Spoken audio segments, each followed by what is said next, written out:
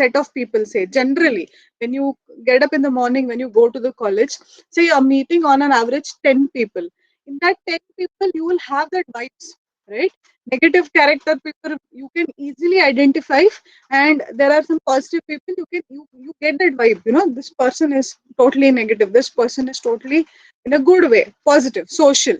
So based on that, the first reason or first parameter which he says that can lead to an accident is this ancestry or social environment, that is the person's negative character. Chalta hai attitude, in simple, if I want to say, hey, what will happen? It's okay, I will go ahead. Something like that sort. Those people who are going to ignore every detail, like somebody is telling you, no, don't go by that route, it is not safe. He's like, I'll go by that route and I'll see what is going to happen. That is a negative character trait, right? So the first parameter is the negative character trait. Second one, fault of a person. Now, this fault of a person also is something like your negative character trait only. Okay, so wherein the inherited or acquired, that is, he is at fault. When I check the overall, when we are doing the investigation of the accident, it is the person's fault. Okay, one is his by default, and I'll tell you, if you observe, by default it is inherited. That's why the first one that they give the name as ancestry. Ancestry is something like your ancestral. From ancestors, it is followed. So sometimes you can see the family only is like that, right? You must have noticed also. So because the environment is like that, you cannot expect a person to become a sadhu sant or a sage from a person who has got the criminal background, right? So a person from a criminal background, his child also is going to follow the same routes, something like that. So second one, when I see the parameter, it is a fault of a person. So the person is at a fault for the things to happen or the accident to happen. Third one, unsafe act or mechanical or physical hazard. Now, this could be, it falls under that 10 or 12%, wherein the mechanical problem or some skill set must have been wrong, a physical hazard must have happened, something fell down and he was not aware of it, like that. Okay, so that is the third parameter. And the fourth one is caused by falling or by he being hit by moving object. So when I'm talking of industry, there could be big appliances, there could be bigger equipment, or something is moving from here to there, right? So accident could have occurred because of that. Then lastly, fifth one, injury. So typical injuries resulting from accidents include the fractures or some kind of dislocation, etc. So these are the five main factors which he puts in a sequence for leading to an accident at an industry. Then he has two main central points, that is, injuries are caused by the action of the preceding factor. Meaning, when I'm talking of a sequence, each one of it is got a preceding thing happening, right? So before I falling down, there was something fallen over there. I had a slip or a skid and I fell down. So there is some preceding activity. So injuries are caused by the action of the preceding activity. Say if there was no spilling of oil, example, there was oil spilled and I was walking and I slipped and I fell down and there was accident.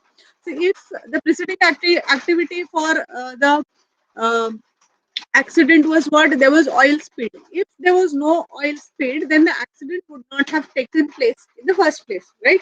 Then second one is removal of central factor, that is unsafe act or mechanical or physical hazards that we talk of.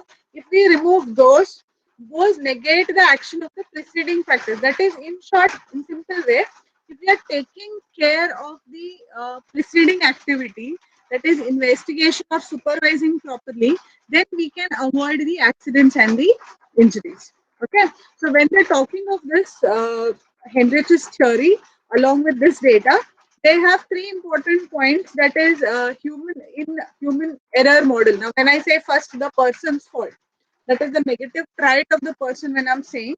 So we are 80% blaming the person only, right? Human for the kind of accident that has taken place. So that falls under what? The human error model or human factory theory. So they have named it as the human error model. In this, there are three segments, that is overload, incompatibility, and improper activities. Now let us see what are these three. So when I say overload, a person might have been overload. So what is this overload? Overload means he is dividing it into again three segments, that is loading, capacity, and the state of the person. So when I talk of first one, load, the task, what kind of work he is doing. Okay. So in tasks, he mentions physical and information processing. Meaning, when I'm talking of a task, what type of work the person is doing, that also is one of the loading on that person, right? The physical strain must be happening if he's working for long, and that physical strain, he might lose, health issues might come up, and because of which there could be accident. Human error only, but it is not because of purposefully done. The task was like that, which made him drain the energy and it went ahead. Or information processing. Even in information processing, when I have a job role, this data entry jobs we say. So physical activities are involved in all your mechanical works or industrial works. Information processing is something like your data entry jobs or all software engineers that they do. What they're doing, they're sitting all day in front of the laptop and they're doing some data processing. Some input, some output, they do something and they get one result, right? Or data entry, you're simply entering the values into the worksheet. So constantly, if I'm doing this from the morning to evening, in the evening, automatically my efficiency would have gone down, and I could create or I could do some mistakes that could lead to some other things, right? So these two are task oriented. Then environmental. The environment where the person is working, that also is kind of load on the person. Okay. Now, simple terms if I'm taking, then the light. And now, for example, if you're working in a regular industry in Udambag, there is enough light. Okay. Say if you are working for a mining company, then you will have to go into the mines for the work. So when I'm going bottom, mining you all are aware of, I hope. So when you're doing that mining, there is no light. You will have to use artificial lights, right? And there is no oxygen.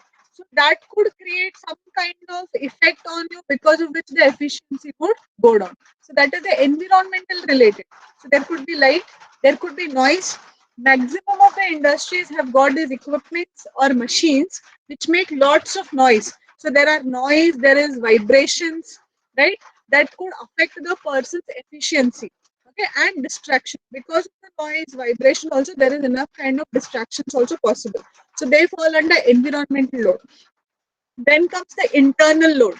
Internal load is the person's uh, internal status or his personal things that are going on in his mind. Okay, so for example, first one he says worry. He must have had some worry. When I am working in some worry, I won't be able to focus. Say for example, I have a class now at 8:30. I'm sitting here because I know my work is done and I'm prepared for the class and I'm taking the class. Say I had some other thing worry going on in my mind, I won't be able to focus on the class. Right? Any one of you, if you have some kind of issue and you sit to study, you go at your level, I'm talking student level, you won't be able to give your 100%. That is why, because the worry is constantly there. And what happens? You're distracting your mind from the work actually. Right? So worry, emotional stresses could be one of the reasons. Personal problems. All of us will have personal problems. So how you tackle them, how you keep them at the side, and how you work also is a technique. Okay, personal problem and situational factor. Based on that particular situation, there could be some internal tension coming up. For example, as I gave an example now, if there is a power loss for current goers, then suddenly I will come under tension that okay, the class is going to get disconnected. Correct? So the moment that happens, I go into a panic mode because I have to restart the class. So this is a simple example I'm giving you. So at your job, when you're working in an industry or when you're working at some place, there could be some situational factor which could induce some internal kind of tension for you, and that becomes an overload, and hence you do the error, human error. Okay. Again, last one, situational. Ambiguity of goals or criteria. Ambiguity means confusion. You're not sure of the goals, what goals are set up, how should you follow. I appoint you for some job role, you don't know how to do that, right? That could lead to tension. You don't want to ask how to do because you feel insulted, or you feel okay, they have already recruited me, how should I ask somebody? Happens to at your own level. In the classroom, how many of you get up and ask any question? None of you. Very rarely, some few students. 60 in a class, there are only 2 to 5 candidates who have got questions always. Rest of them don't ask. It is not that they don't have a question in their mind. They have a question. Why they don't ask? I might make a fool out of myself. or they have that stage fear. What will others think if I get up and ask this question, right? That is ambiguity. Ambiguity of goals and criteria. If you have some this kind of confusion or attitude at your workplace, then surely you're going to do some mistake at the workplace, which could lead to the human error. And then danger. Danger is again situational. There could be danger involved in that work.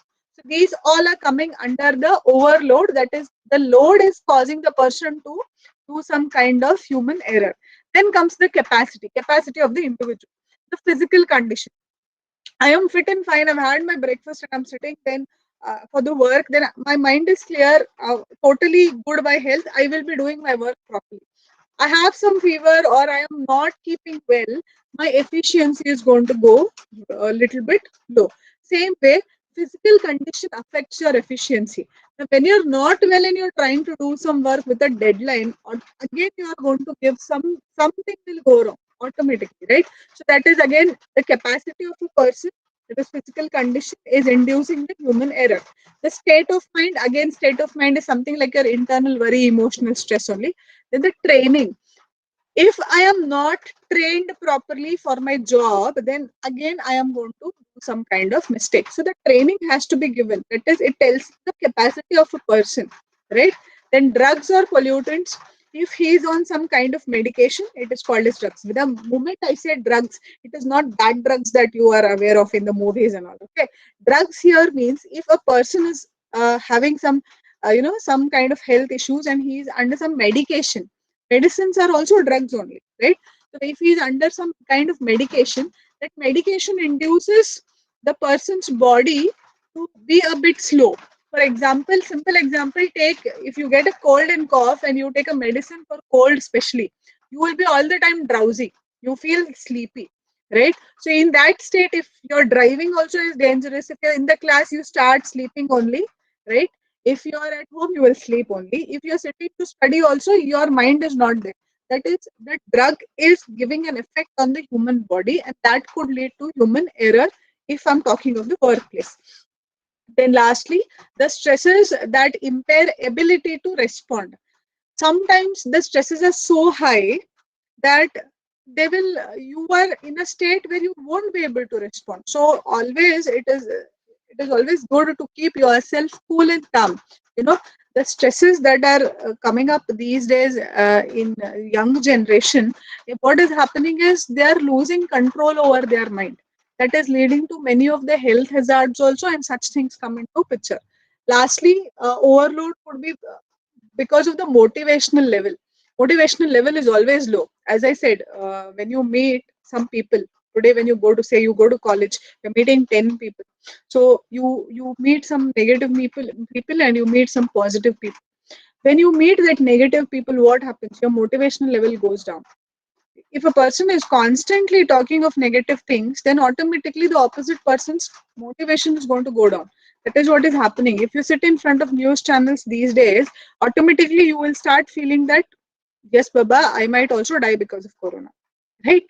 The same way, if you're meeting a positive person, if he's talking full positive things, then your motivation level is going to change. So that is a state of mind only again. So the mind will shift based on what type of person or environment it is meeting. So these all could lead to a human error, or it is called as human error model or human factory or factor theory. Okay. Next, incompatibility. In the human error, incompatibility. So stimulus, and response. There are three things that he's talking of. Can you tell me what is stimulus or stimuli? Have you come across this word? Stimulus or stimuli?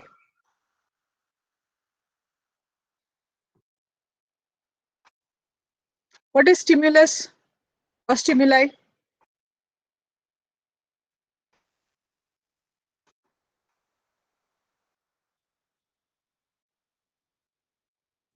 Yeah, who will tell me? There are 71 people in the meeting. What is stimulus, response, or stimulus or stimuli?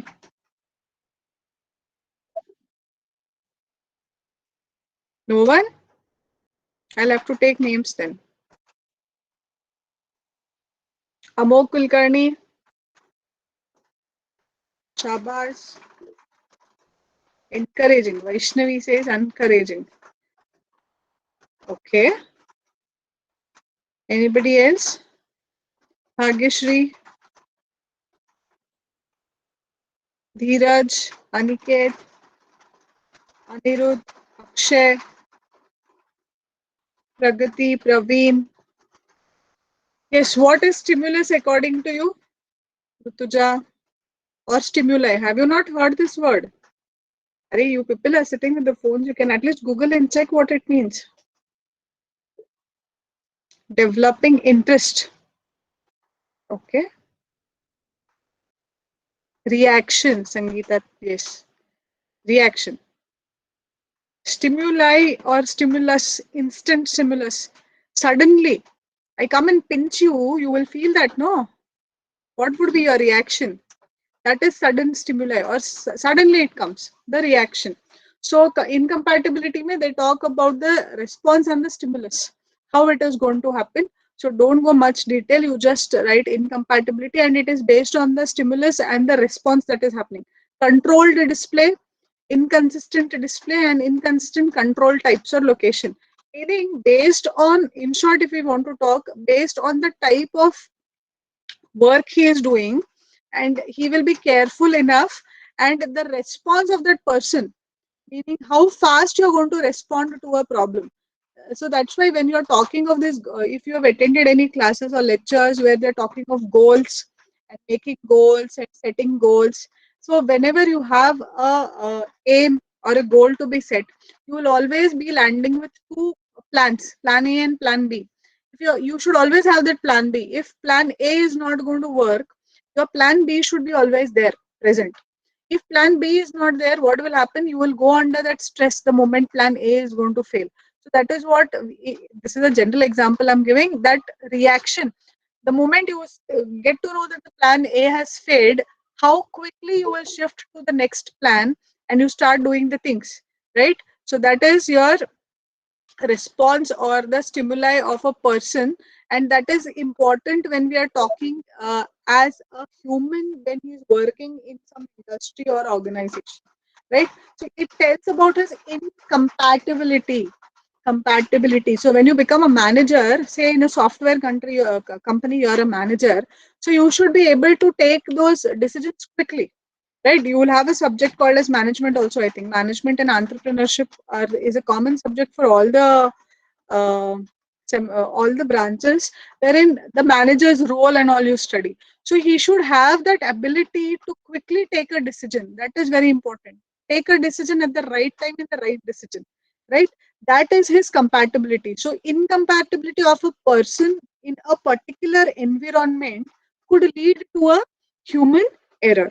Okay, and that incompatibility is for what? Because his reaction, his decision making is wrong. He's not able to take that decision properly for that particular instant, right? So there is where your stimulus and response comes into picture. Then third point, when we are talking of the human error, is improper activities. In that he says don't know. For everything you say don't know. Your mama comes and asks you something, you say I don't know. Father asks you something, you say I don't know. These days it is general. Where is so and so item? I don't know. For everything you have people who will say don't know. It must be you, it must be your sibling, or you will find such people, leave you and your sibling or the family issue. You will have a person, you would have met a person in your life. Whatever you ask him, he says I don't know. He will be knowing. It's not that he doesn't know. He knows. He doesn't want to tell. Very simple. So that is an improper activity. If this attitude is there at your workplace, you are not going to succeed. That is a different story. But it could lead to some human kind of errors.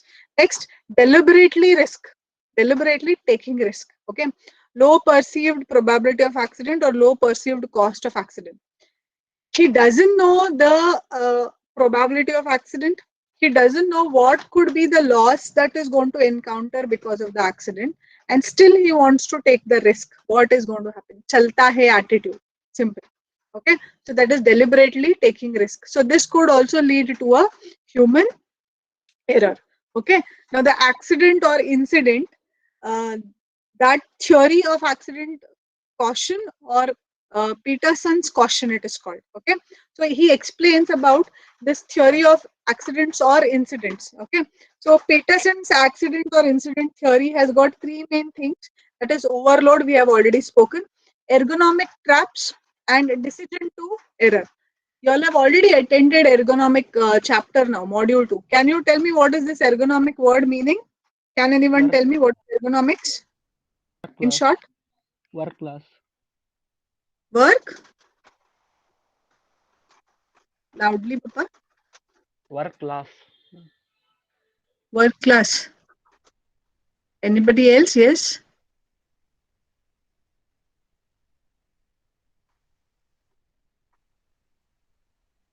It is focusing on what?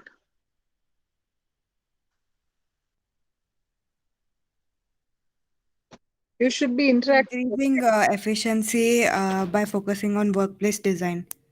Yes, efficiency based on the workplace design. Correct. So, Peterson's theory for accidents is having these three main parameters. That is overload. We have spoken of the overload. Overload is because of the pressure, the fatigue, the motivation level, the drugs, the alcohol, and the worry. Okay. Then ergonomic traps, which are going to be including incompatible workstation. That is the size, force, the reach, feel, and incompatibility expectations. Now, workplace also is important and expectation also. I hire a 10th standard passed person to do a job of 12th standard or a degree person. Is that possible? So expectation only is wrong over here. I should know what kind of people to appoint for what job role. If I'm going to do that ghapla over there, then entire thing is going to go wrong, right? Ergonomic traps and decision to error. That is, your decisions are going to make errors. The decision that you take as a manager or any decision, whoever is the decision making authority, that could lead to the incident or accident. There's misjudgment of the risk. What happens? He could have misjudged the risk. Okay, it is not that risky. That's okay. We will not put a parapet over there or we will not take a safety measure. That is a misjudgment. Then next one is unconscious decision to error without knowing, unconsciously taking a decision, logical decision, and based on the situation. So now based on the situation is important because we don't know what kind of problems you are going to arrive at suddenly, right? So that is based on the situation, some kind of decision has to be taken. So these three are the main. They lead, all three of them lead to the human error. That human error is going to lead to the accident, and that accident could finally lead to what? Injury or the damage of a person. Now, the moment this accident is happening, then there is a system failure taking place. Our whole concept of OSHA, that is occupational health and safety, is providing safe environment for the workers. Correct. So safe environment means, in short, I do not want any kind of incidents or accidents taking place at the workplace. Correct. The moment that is happening, even after taking the precautions, then that is a system failure. The system has failed over there, right? The system failure could be because of the policy that they have given up, the responsibility, somebody would have been irresponsible, there could not have been enough training, there was no inspection, correction, and standards were not maintained. For the system failure to take place, these things are the main key points. That is, because of these, there is a system failure which has resulted into the accident and ultimately into a injury or a damage to a person. Okay, so that is the Peterson's caution. So Peterson's caution is this: you have to put up the flow chart of asked and write accordingly, right? Now, here the system failure component is an important contribution of the Peterson's theory. So, the entire Peterson's theory is based on the system failure only. It showed potential for causal relationship between management decision or behavior. So, now you see when I say system is at fault, meaning this all is taken up by, or the responsibility of all this is by the management wholefully, right? Not by the human, right? Second one, it established management's role in the accident. So it tells us about the role of the management behind the accidents to take place. All this human error and all is there, but human error also has got some points. No, we saw in the previous table. why human errors are happening, right? So these, if the management is able to address these problems also, then there would not be any kind of human errors. Sorry. Then, fourth point, the epidemiology logical theory of accident causation. So, there is one theory put up, that is epidemiological theory. Now, in that, there are 2 points, that is predisposition characters and situational characters. Now, what is this? This is a study of causal relationship between environmental factors and the diseases that are going to take place in the workers. This theory holds that the models used for study and determining these relationship can also be used to study the relationship between the environment and the diseases caused. Okay, so predisposition, when I disposition, when I'm talking of characters, it is susceptibility of the people, the perception of the person, and the environmental factors are playing a key role in the disposition characteristics. Okay, that is prior. And then situational characters are automatically based on the particular situation, that is the risk assessment by the individual, the peer pressure, means the pressure that is induced because of the work, and I'm getting a pressure from the management for finishing the work, the properties of the supervisors, and the right attitude or the attitude are all the situational characteristics. These all can cause or prevent accident conditions, right? So if we are taking into consideration all of these, that is the person's susceptibility, whether he will be able to take. Now this is only for what? Environmental factors and accidents and diseases which are caused because of that. This is not because of any other accidents, could be any, right? There could be accidents because of the ill management at the workplace. There could be accidents because of the machinery, the swinging objects, etc. This particular one is only towards the environmental factors and the diseases that are caused. Okay, so it could be susceptibility of a person, means his immunity, in short. Okay, perceptions, people perception changes, so based on the perception also the things happen. Then environmental factors, if I'm working in a place like Kashmir, then environmental factor is going to automatically or surely affect a person from Belgium, right? Because we are not used to that cold climate, and the situational. So these all together can cause or prevent accident conditions. Next, accident investigation. Again, one of the important theory question. You will have a question or short note asked on accident investigation. One of the biggest challenges facing the investigator is to determine what is relevant to what happened, how it happened, why it happened. So when I have investigation, you must have seen these serials where investigations are there, or these days all these series also are available, right? Crime scenes. So what they're doing, they're investigating the problem. What related to problem, why it happened, what happened, how it happened. So we are going to do a thorough investigation even at the organization or the industry to know why the accident actually happened. And this is one of the important things, because if I'm able to address the reason behind the accident, then I will be able to get a solution for the problem.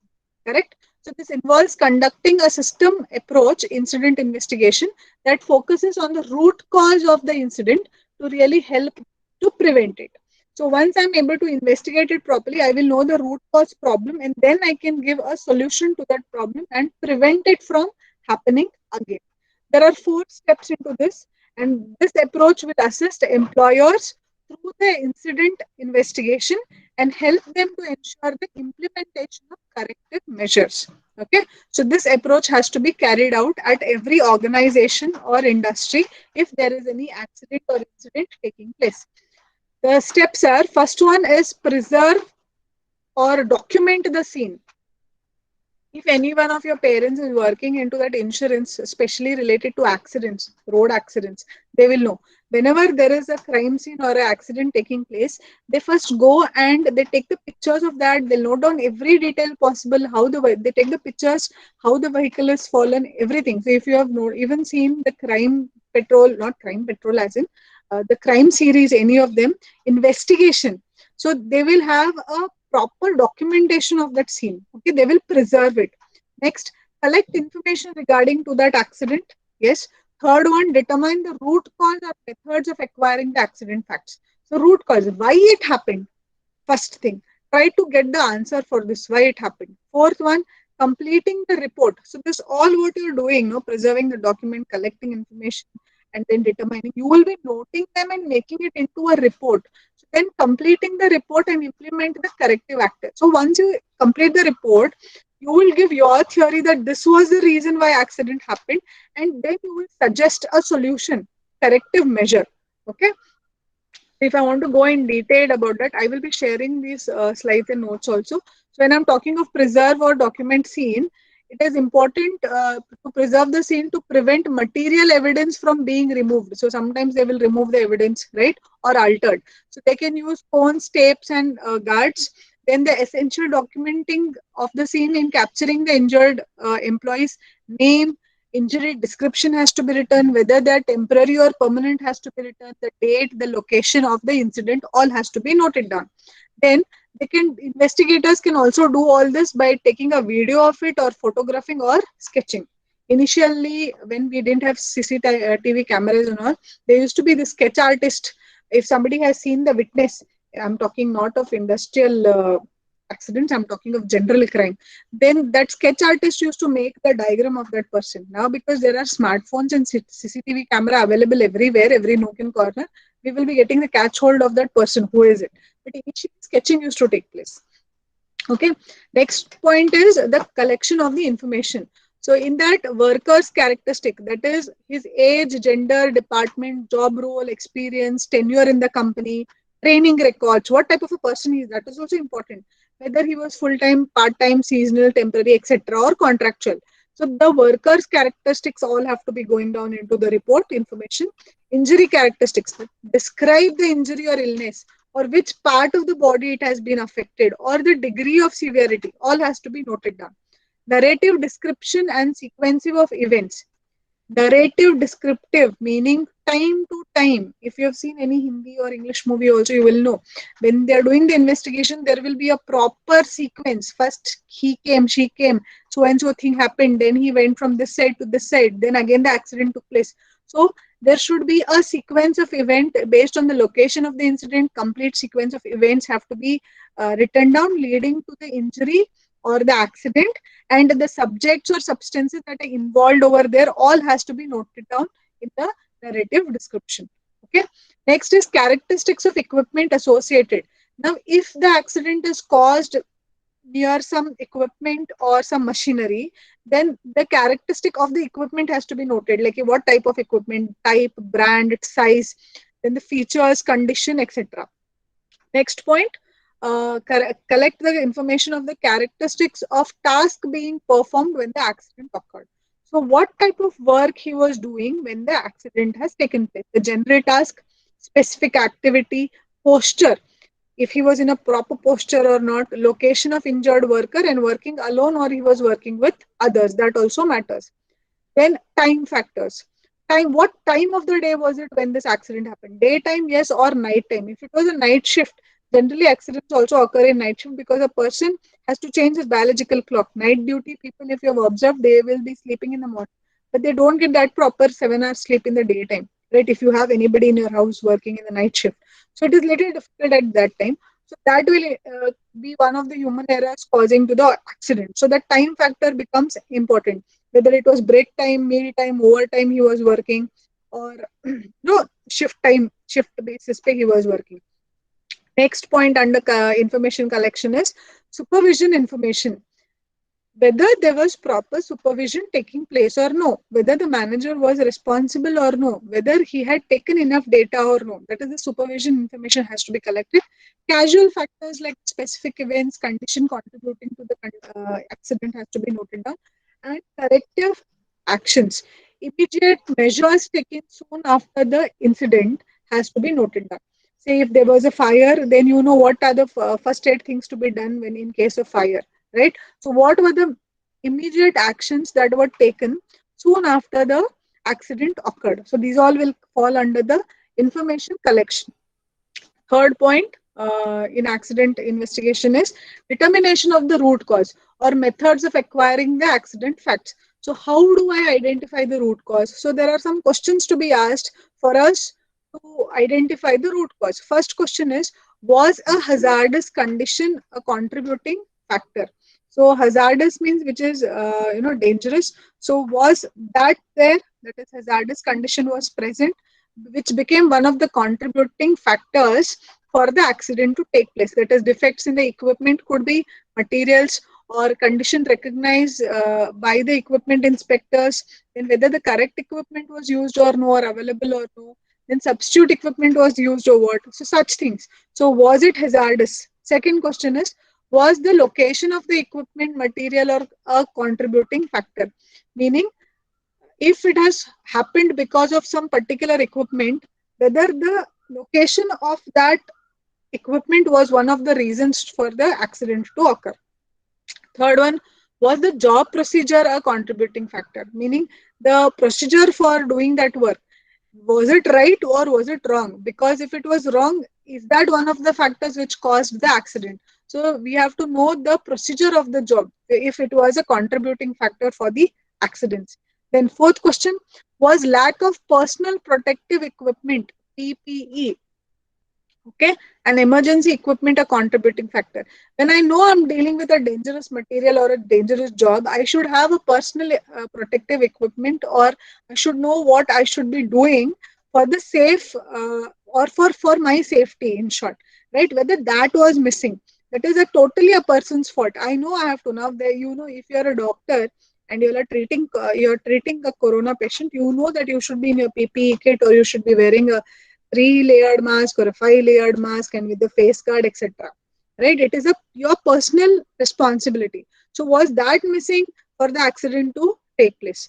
Next one, was a management system at defect, or it was a contributing factor, meaning some fault from the management. It could be the failure of the supervisor to detect it, or there was no proper investigation or inspection carried out because of the job procedure, or some workers adequately trained, or the training that was given to the workers was not enough, right? So whether this was one of the contributing factors for the root cause for the accident to occur. So these are the 5 questions which will help us to determine the root cause of the problem. Okay, last fourth point is the completing the report and implementing corrective actions. So when all this data we have collected, we have to complete a report. At this time, once you have gathered the information and interviewed, you should be in a position to write a report of yourself, right? Your company should have determined who the report is to be sent to, within what time frame, and what information has to be communicated. So you should make a report of all this and then send it to the higher authority. Some of the corrective actions considered are strengthening or developing the return comprehensive safety and health management program. Okay, so we have to have this proper health management program and we have to strengthen that. Next, revising safety policies to clearly establish responsibility and accountability.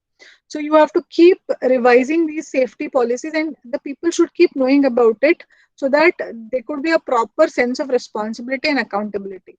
Third one, revising purchasing and contracting policies to include line employees along with management representative. So the policies we have to be revising, and even purchasing new ones for the contractual basis, whichever are there, and the employees should be involved while doing this work, because they will get to know that so and so changes are happening. The policy, or say about the equipment, when you're buying an equipment, right? The people or your employees should be involved. They will get to know about the management issues also, correct? So these are some of the corrective actions to be considered. Lastly, we have about the supervisory role in accident investigation. So what is this role of a supervisor or supervisory role in an accident investigation? So we were talking of the accident investigation till now. So what is the supervisory role? It is the supervisor in the area where it happened investigates the accident and makes a report out of it within 24 hours of the accident. Then it has to be faxed, or it has to be submitted to the higher authority, right? Now the report those injuries that result in critical injury to the occupational health and safety immediately. So whichever are the critical injuries, those have to be reported to the OSHA or the people who are responsible for that to them immediately. During non-business hours, the supervisor should call campus community police services. So if it was a non-business hours, then it has to be submitted to the police station. That is a police complaint basically. So under that, few points are there. Assessment of the scene, that is we have already spoken. Inspection of the site, equipment, material, use of photographs, sketches, drawing, etc. You have to basically assess the scenario. What happened? Why it happened? Note down every detail about it. What type of material? What type of person? Right? His characteristics, machine's characteristics, the prevailing conditions, all. Second, interviewing. Interview the other employees about the accident, right? Go and ask what happened, what type of work it is, whether it is dangerous, if they also feel whether the rules and regulations are maintained or not, how the equipment works. Sometimes the equipment might be at fault, right? So interview the employees inside, interview the eyewitnesses, interview the people or experts outside, how this could have happened, right? So that is conduction of one-to-one interview. Third one, identifying the contributing factors. So based on the questions we discussed previously, we have to identify the contributing factors. That is factors to consider: the people, equipment, material, environment, process. So these could be the factors. Then write a detailed report of that. Whatever you have investigated or spoken, or you have got the information, record all the findings of the accident of the investigation on a standard investigation reporting form. So there is a investigation reporting form. It has to be noted there. Copies of this all have to be given to the higher authorities, or it has to be distributed to the people who are concerned with it. Okay.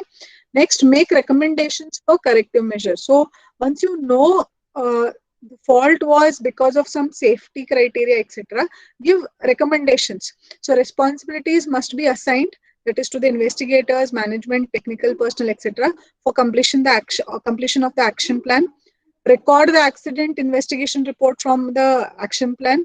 Then recommendations have to be given on the corrective measures that have to be taken. Sixth point, ensure recommendations are acted or no. So check whether whatever you have recommended, are they being taken seriously or not. So ensure whether they are acted or no. Lastly, ensure the recommendations are communicated to employees or no. So when you're writing these recommendations and giving to the people, higher authority, you should also see that whether they are telling the workers about these recommendations or no. If they're not telling, then the person or the people who are working will never know what is right, what is wrong, what are the new policies, or what are the recommendations, what are the healthy measures, right? Safety measures. So ensure that these recommendations are reaching the employees also. Okay. So this completes your module 1. I will just show you. Is your my screen visible with the syllabus copy? Yeah. Yeah.